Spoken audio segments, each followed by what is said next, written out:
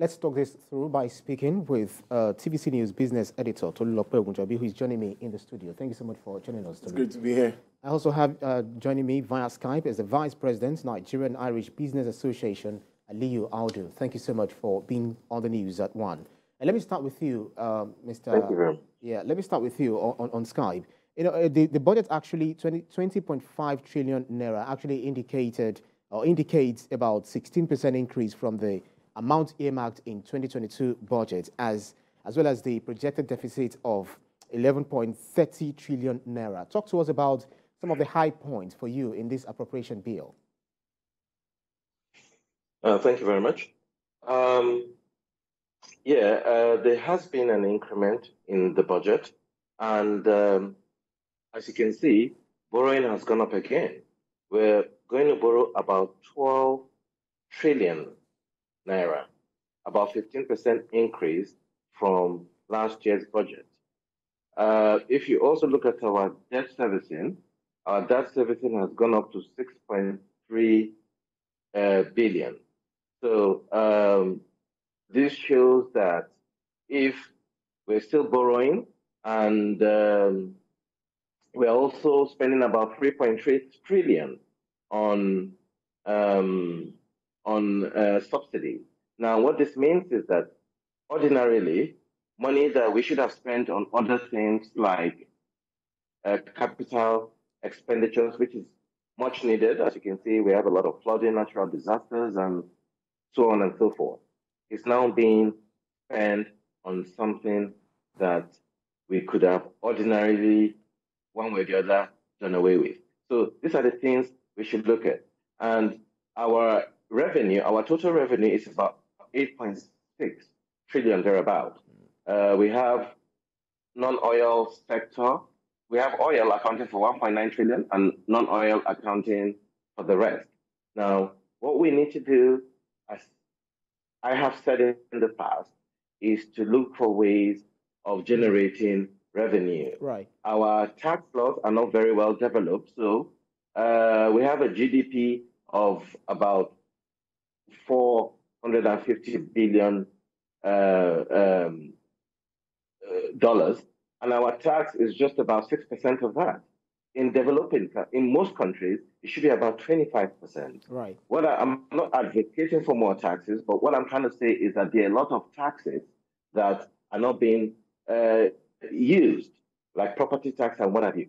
But my major point is we should look for other means to generate revenue other than borrowing.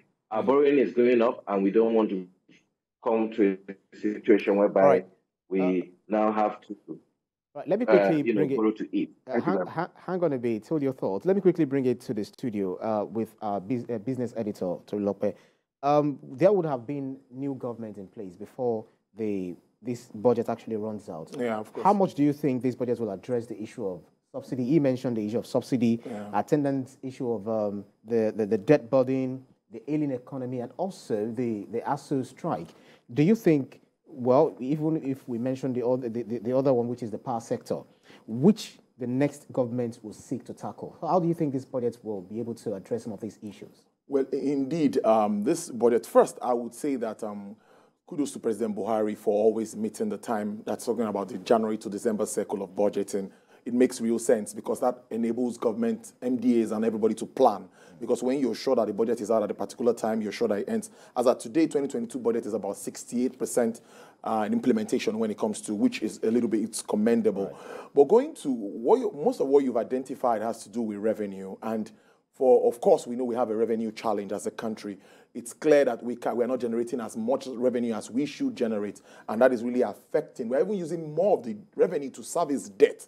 So meeting infrastructure issues might be a problem. But one thing you would also notice, and I agree with this administration, is that they are focused so much on infrastructure projects. They have completed ongoing projects. Look at the airport terminals, look at the Lagos-Ibadan Expressway, the Niger Delta Bridge, and the second Niger Bridge, and all of that. You see implementation, and these projects are being followed to the latter. So what I think would happen, there might not be more new projects.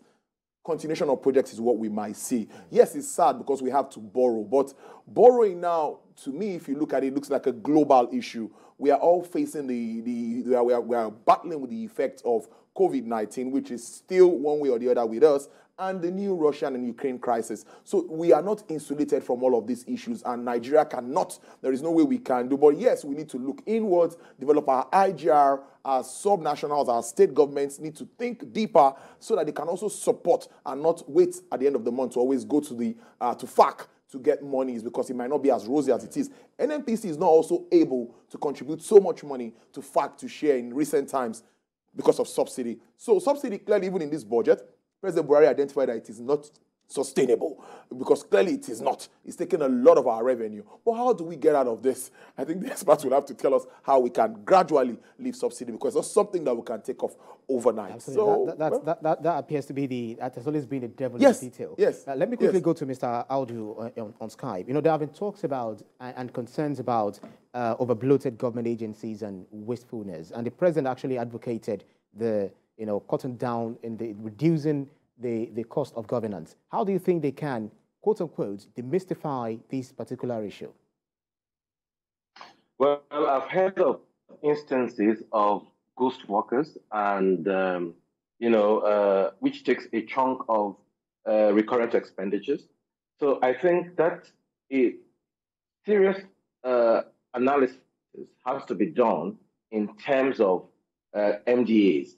The government has to get proper consultants to really check out and verify that the people being paid are the people actually working. Because it will be wrong with the situation facing us right now that we cannot afford, we are borrowing to eat basically, and then we're paying ghost workers.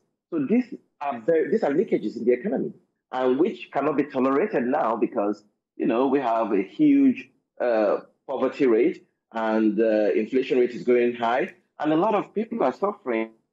So we need the little resources we have to utilize it properly. So in reference to that, I think we need to get boots on the ground. We need to vet properly the MDAs to ensure that, the amount of the expenses going there is for the right purpose. Also, we have to be careful, because you don't want to sack people. There's a huge unemployment in the country today, almost 30%. So you don't want to, make people unemployed. So my point is not to get people unemployed, but to vet the people that are wrongly paid, and that is the ghost workers. Right. I'm sure there are a lot of other little leakages going on in MDAs. The government needs to properly vet them and be sure that these leakages are stopped. Right.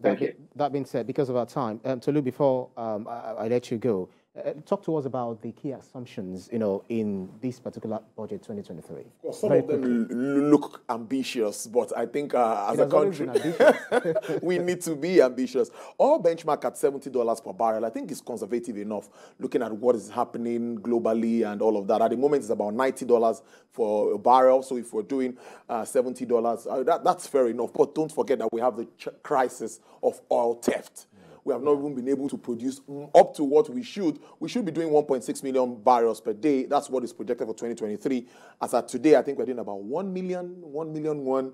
That's shortfall revenue. We talked about that earlier. We need more money. So we need to find a way to stop oil theft so that we can sell more oil at the moment. Then what about the condensates, 300,000 to 400,000 barrels? Exchange rate is also fair. 435, but that is not real. We know what is happening in the other market. Right. So a lot of issues are around, but I know government will look for a way, one way or the other, and with experts in the team, they will be able to wait through this challenging times. It's going to remain an ongoing conversation. Yes, it will. And as time goes on, we'll definitely unveil or unravel some of the key things in the budget. TVC News Business Editor Tolulope Ogunjobi, thank you so much. Thank you. And via Skype has been the Vice President, Nigerian Irish Business Association, Aliyu Audu. Thank you so much for your keenness of insight on the news.